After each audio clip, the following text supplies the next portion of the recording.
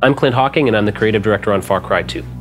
A lot of developers set out to make immersion one of the core components of their game. They really focus a lot of their effort on, great graphics and really good sound and realization, trying to make the game as immersive as possible so the player can feel really a part of the world. And on Far Cry 2, we did all of that with our dynamic weather system and gorgeous open world, all of that stuff.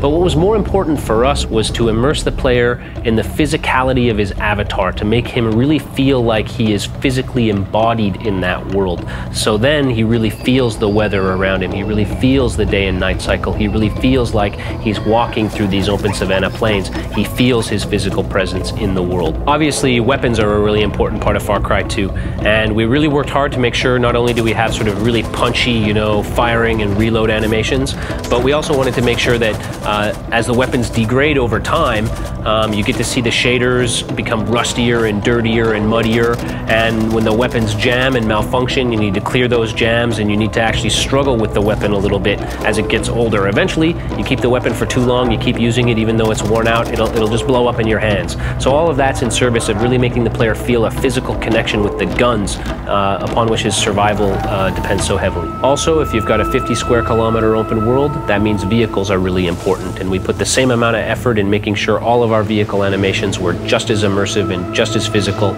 as all of our other animations. That means anytime you get in a vehicle, anytime you get out, switch seats, move on to a mounted weapon, all of those animations are quick and fluid, but they're all animations. We're not teleporting the camera ever, so you always feel like you're in your own body in the game. On top of that, vehicles can break down just like weapons. They wear down, they break down, and eventually they'll stop running. You'll have to get out of the vehicle, pop open the hood, repair the engine, and then get back on the road. The player's most important navigational tool is his map and his compass and his monocular. And of course, we wanted to make sure that the player has that map in his hand rather than having to look at it in a menu.